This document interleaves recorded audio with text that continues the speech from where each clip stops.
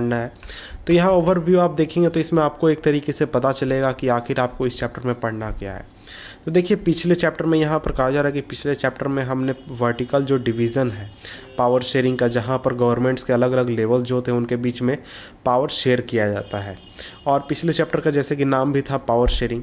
और इस चैप्टर में हम पढ़ने वाले हैं इसी फॉर्म को, यानी कि किस तरह से जो डिफरेंट लेवल के गवर्नमेंट है, यानी state government, central government, municipal government, इनके बीच में पावर शेयरिंग कैसे होता है, इस चीज़ को हम पढ़ने वाले हैं।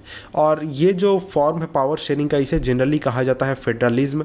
और फेडरलिज्म को पहले हम जनरल टर्म्स में पढ़ेंगे, फिर उसको काफ़ी डिटेल में हम एक तरीके से पढ़ेंगे। तो ये हमें इस चैप्टर में पढ़ना है। तो आइए हम शुरुआत करते हैं हम अपने चैप्टर को, और चैप्टर को हम बिगिन करते हैं उसके पहले टॉपिक से।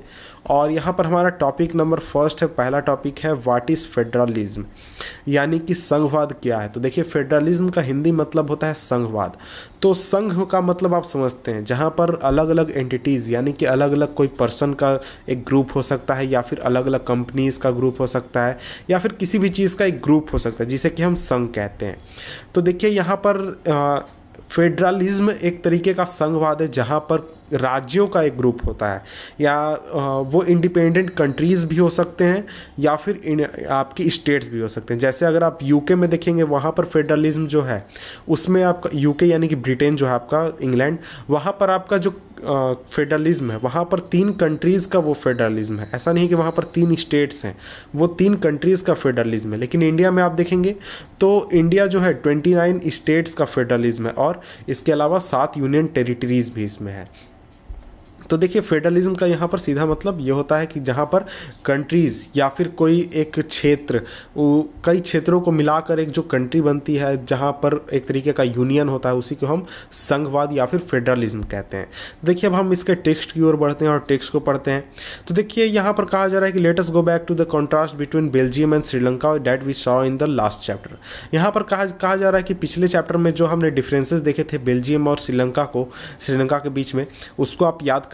तो उसको आप, अगर आपने पिछले वीडियोस देखे होंगे पिछले चैप्टर के, यानी चैप्टर नंबर 1 के, तो आपको अभी याद आ गए होंगे कि वहाँ पर हमने क्या पढ़ा था। तो वहाँ पर आपने एक चीज़ पढ़ा था कि देखिए बेल्जियम का जो कॉन्स्टिट्यूशन था उसमें 4 क्या कहते हैं अमेंडमेंट्स किए गए थे या फिर चेंज किए गए थे। और ये अमेंडमेंट्स जो हुए थे उसका मेन मोटिव ये था कि जो सेंट्रल गवर्नमेंट थी बेल्जियम की, उससे कुछ पावर लेकर जो रीजनल गवर्नमेंट्स थे उनको कुछ पावर्स दिए जाएं, ताकि एक तरीके का फेडरल स्ट्रक्चर बन सके, और एक तरीके से बेल्जियम जो है फेडरल कंट्री बन सके। तो देखिए पहले भी जो रीजनल गवर्नमेंट्स थी वो बेल्जियम में रहती थी। ऐसा नहीं था कि 1993 में जो कॉन्स्टिट्यूशनल अमेंडमेंट हुए, ये 4 कॉन्स्टिट्यूशन अमेंडमेंट हुए, इनके पहले वहाँ पर रीजनल गवर्नमेंट नहीं थी। इसके पहले भी वहाँ पर रीजनल गवर्नमेंट थी, लेकिन वहाँ पर जो उनका रोल और पावर था वो एक तरीके से लिमिटेड था। उसका रीज़न ये था कि जितने भी पावर्स दिए गए थे आपको स्टेट गवर्नमेंट्स को, यानी कि जो रीजनल गवर्नमेंट्स थे उनको, वो सभी पावर्स कभी भी छीने जा सकते थे आपके सेंट्रल गवर्नमेंट द्वारा। यानी आज सेंट्रल गवर्नमेंट को मन किया कि नहीं, अब ये जो स्टेट गवर्नमेंट है इसके पास ये पावर नहीं होना चाहिए, तो वो तुरंत ही जाकर छीन लेगी। लेकिन जो अमेंडमेंट किया गया 1993 में, उस अमेंडमेंट के बाद जो रीजनल गवर्नमेंट्स थे उनको ये कॉन्स्टिट्यूशनल एक तरीके से बेसिक राइट मिल गया कि अब उनके जो पावर्स हैं उनको कोई भी सरकार, सेंट्रल गवर्नमेंट या फिर कोई भी नियम कानून के तहत उनसे छीना नहीं जा सकता है। एक तरीके से कॉन्स्टिट्यूशन में उस बात को डिफाइन कर दिया गया कि ये जो पावर्स हैं, जो कि स्टेट गवर्नमेंट्स के पावर्स हैं, वो उनके इंडिपेंडेंट पावर्स हैं, उसमें सेंट्रल गवर्नमेंट कोई भी बदलाव या फिर किसी भी तरीके का चेंजेस नहीं कर सकती है। तो देखिए इस चीज़ के लागू होने के बाद जो बेल्जियम था वो एक तरीके से यूनिटरी फॉर्म ऑफ गवर्नमेंट से बदलकर अब फेडरल फॉर्म ऑफ गवर्नमेंट हो गया।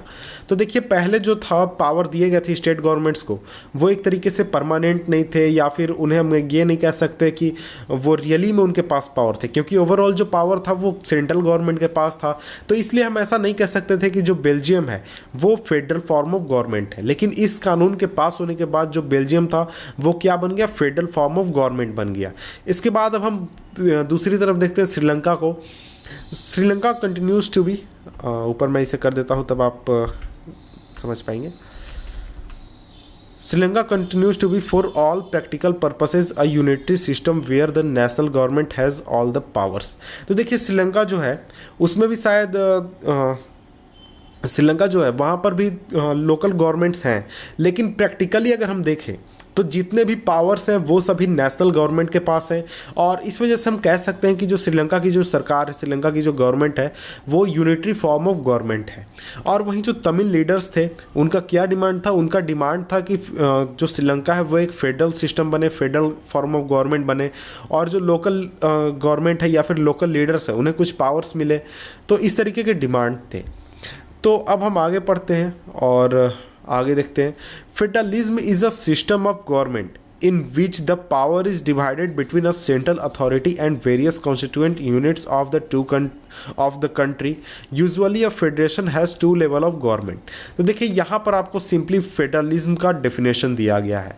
तो अगर आपसे फेडरलिज्म का डेफिनेशन अगर आपसे पूछा जाए तो आप बड़ी ही आसानी से इस डेफिनेशन को लिख सकते हैं कि federalism is a form of government in which power is divided between central authority and various constituent units of the country. और जनरली जो फेडरेशन होते हैं या फिर फेडरलिज्म में जो गवर्नमेंट्स होते हैं वहाँ पर दो लेवल ऑफ गवर्नमेंट होते हैं। तो अब हम आगे देखते हैं।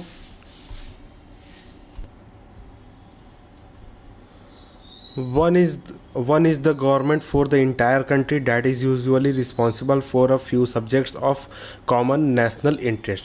तो देखिए यहाँ पर जैसे मैंने बात किया कि जो गवर्नमेंट होता है फेडरेशन में वो दो लेवल पर गवर्नमेंट होता है। तो पहला जो लेवल होता है वो आपका सेंट्रल गवर्नमेंट या फिर नेशनल गवर्नमेंट हो गया, जिसके पास कुछ ऐसे टॉपिक होते हैं जहाँ पर पूरे देश का मत एक है या फिर जो पूरे देश से एक तरीके से रिलेटेड है। जैसे कि अगर आप विदेश नीति की बात कर लें कि किस देश के साथ इंडिया का क्या रिलेशन होगा, तो ऐसा नहीं होता कि ये चीज़ें आपकी स्टेट्स करेंगे कि इस देश के साथ हम ऐसा करेंगे, इस देश के साथ ऐसा करेंगे।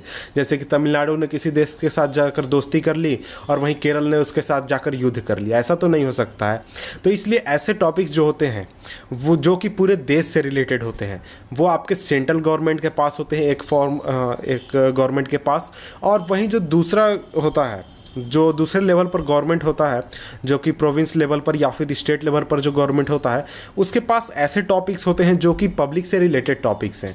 जैसे जो टॉपिक्स पब्लिक से डायरेक्टली रिलेटेड हैं उसको रोज़ रोज़ काम है, वैसे टॉपिक्स आपके लोकल गवर्नमेंट के पास होते हैं। जैसे कि अगर आपका पुलिस को देख लें तो पुलिस आपसे रोज़ डील करती है, आपके सोसाइटी में कैसा माहौल होना चाहिए, वहाँ पर कानून व्यवस्था सही होनी चाहिए। तो ये आपसे रिलेटेड चीज़ है, आपको रोज़ इससे डील करना है। तो ऐसे टॉपिक्स को स्टेट गवर्नमेंट के पास रखे जाते हैं।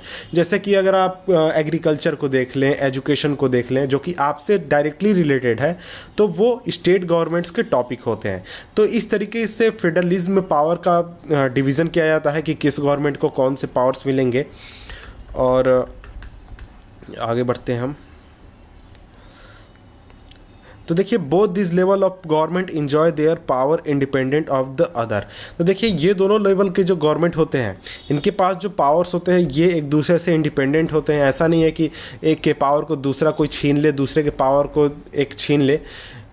तो देखिए यहाँ पर आपको मैप दिखाया जा रहा है जहाँ पर बताया गया है कि कौन कौन से वर्ल्ड में कंट्रीज़ हैं जो कि एक तरीके से फेडरल गवर्नमेंट के रूप में काम करते हैं। तो देखिए यहाँ पर रशिया है जो कि सबसे बड़ा देश है पूरे वर्ल्ड का, इसके बाद इंडिया है, ऑस्ट्रेलिया है, मलेशिया है, Nigeria, Canada, USA, Brazil, Argentina, बहुत सारे कंट्रीज़ हैं जहाँ पर फेडरल फॉर्म ऑफ गवर्नमेंट को अपनाया गया है।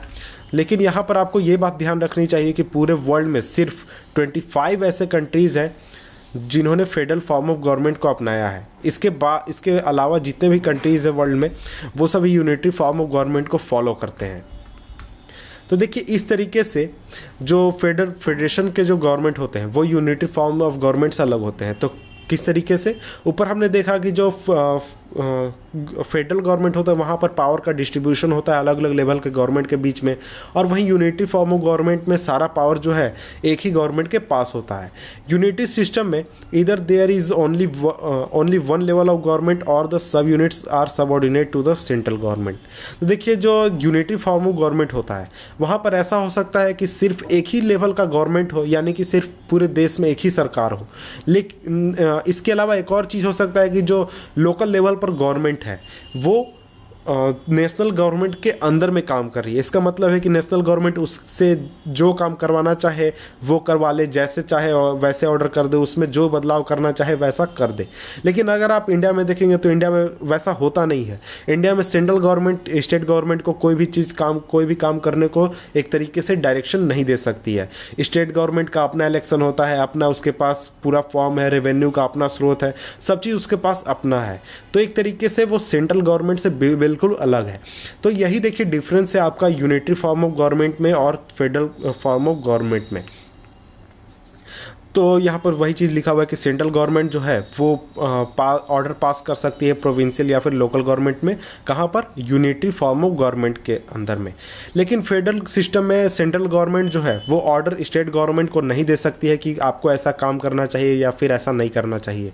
स्टेट गवर्नमेंट जो है उसके पास अपना पावर्स होता है, जिसके लिए वो सेंट्रल गवर्नमेंट के प्रति जवाबदेह नहीं होती है। ऐसा नहीं है कि अगर स्टेट गवर्नमेंट ने कुछ काम किया तो उसे सेंट्रल गवर्नमेंट को जवाब देना होगा। हाँ, जवाब देना होता है, लेकिन ऐसे टॉपिक्स पर जो कि नेशनल इंटरेस्ट से रिलेटेड है।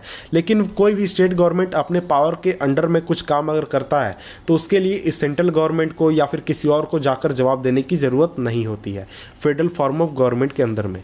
तो देखिए यहाँ पर अब हमें फेडरलिज्म से रिलेटेड कुछ की फीचर्स देखने हैं, कुछ इंपॉर्टेंट पॉइंट्स देखने हैं जो कि एक फेडरल गवर्नमेंट में होने ही चाहिए। तो सबसे पहला जो मेन पॉइंट है वो कि फेडरल गवर्नमेंट का एक तरीके से मतलब ही यही हुआ कि इसके अंदर 2 या 2 से अधिक लेवल्स होंगे गवर्नमेंट के। दूसरा हो गया कि different tyre of government govern the same citizen. तो देखिए जो गवर्नमेंट के दूसरे डिफरेंट लेवल के जो गवर्नमेंट्स हैं, जैसे सेंट्रल गवर्नमेंट हो गया, स्टेट गवर्नमेंट हो गया, म्यूनिसिपल गवर्नमेंट हो गया, ये सभी गवर्नमेंट एक ही सिटीजन के ऊपर रूल करते हैं। जैसे अगर आप एग्जांपल है यूपी का, तो यूपी का जो सिटीजन है वो अपने म्यूनिसिपालिटी के लिए भी वोट करता है, अपने स्टेट गवर्नमेंट के लिए भी वोट करता है और अपने सेंट्रल गवर्नमेंट के लिए भी वोट करता है। तो इस तरीके से वहाँ का आप अगर देखेंगे तो वहाँ का जो सिटीजन है उसके ऊपर तीनों गवर्नमेंट्स रूल कर रही हैं, उसके प्रति जवाबदेह हैं। और यहाँ पर जो हर एक गवर्नमेंट है, यानी कि हर एक लेवल का जो गवर्नमेंट है उसके पास अपना एक तरीके से अधिकार है, लेजिस्लेशन से रिलेटेड, टैक्सेशन से रिलेटेड, एडमिनिस्ट्रेशन से रिलेटेड, और क्या क्या वो काम कर सकते हैं ये एक तरीके से पूरी तरह से डिफाइंड है। इसके बाद थर्ड नंबर है the jurisdictions of the respective level और tier of government are specified in the constitution, so the existence and authority of each tier of government is constitutionally guarantees. तो देखिए जो डिफरेंट लेवल और different tier के जो government है, जैसे कि स्टेट गवर्नमेंट, पंचायत या फिर आपका सेंट्रल गवर्नमेंट, उनके बारे में कॉन्स्टिट्यूशन में पूरी इलेबोरेट करके लिखा गया है, सिर्फ इंडिया में नहीं वर्ल्ड के दूसरे फेडरल गवर्नमेंट्स में भी। तो वहाँ पर एक तरीके से जो कॉन्स्टिट्यूशन है वो उन सभी गवर्नमेंट्स को ये अधिकार देता है कि वो अपने पावर से रिस्पेक्टिव काम कर सकते हैं। तो ऐसा नहीं है कि कल को जाकर सेंट्रल गवर्नमेंट स्टेट गवर्नमेंट को उखाड़ दे, हटा दे, या फिर पंचायत को हटा दे। तो आपको शायद याद होगा कि 1992 या 1993 में पंचायत राज कानून लागू किया गया था, जिसके बाद बहुत सारे चेंजेस किए गए थे, थर्ड लेवल ऑफ गवर्नमेंट को ऐड किया गया था कॉन्स्टिट्यूशनली। तो इसके बाद हम आगे बढ़ते हैं। इसके बाद फोर्थ है हमारा the fundamental provisions of the constitution can not be unilaterally changed by one level of government, such changes require the consent of both the level of government. तो देखिए जो कॉन्स्टिट्यूशन के जो फंडामेंटल प्रोविजंस हैं उसको एक लेवल ऑफ गवर्नमेंट जो है वो कभी भी चेंज नहीं कर सकती है। इसके लिए दोनों लेवल ऑफ गवर्नमेंट का एक तरीके से परमिशन जरूरी है। जैसे कि आप सबसे अच्छा एग्जांपल आप देख सकते हैं कि अभी जो जीएसटी कानून लागू हुआ तो वो आपके कॉन्स्टिट्यूशन के बेसिक प्रिंसिपल को चेंज करता था, बेसिक नियम कानून को चेंज करता था।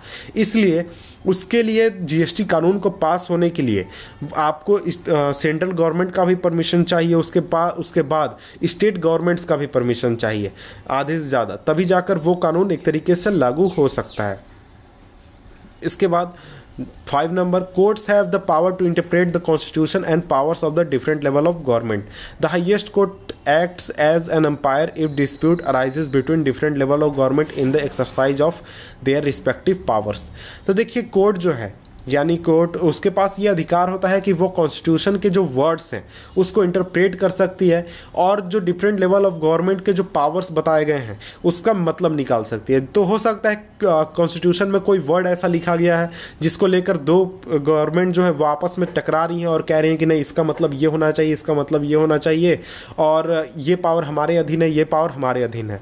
तो वहाँ पर जो कोर्ट है जैसे कि सुप्रीम कोर्ट या फिर हाई कोर्ट, उसके पास ये पावर है कि वो अंपायर के रूप में काम करे और डिफरेंट लेवल ऑफ गवर्नमेंट के बीच में अगर कोई डिस्प्यूट आ रहा है तो उसको क्लियर करे और उसके जो रिस्पेक्टिव पावर्स हैं यानी जो कॉन्स्टिट्यूशन में लिखा गया है उसका एक तरीके से मीनिंग निकाले और जिसके पास वो पावर होना चाहिए उसे वो प्रदान करे।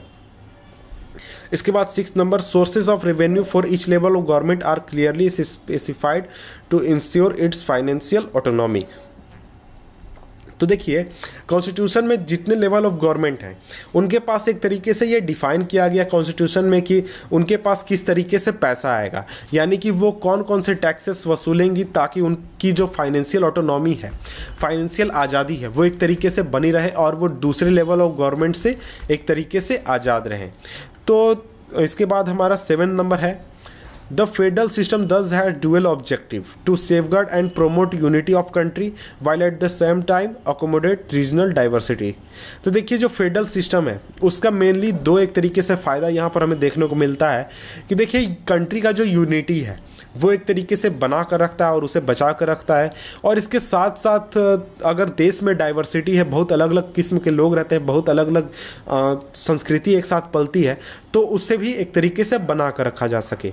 तो इंडिया में आप जैसे कि देखेंगे तो इंडिया में बहुत डाइवर्स एक तरीके से लोग रहते हैं। यूपी के लोग आपके महाराष्ट्र के लोग से अलग हैं, उनका कल्चरल एक तरीके से अलग है, बहुत चीज़ उनमें अंतर है, उनकी नीड्स अलग हैं, उन्हें क्या चाहिए अपने डेली लाइफ के लिए ये भी एक तरीके से अलग है। तो इस वजह से अगर एक ही सरकार अगर उन सभी लोगों के ऊपर रूल करे तो हो सकता है कि एक स्पेसिफिक क्षेत्र के लोगों का सरकार के ऊपर दबाव ज़्यादा होगा, उस पर अपनी बातें वो मनवा सकेंगी।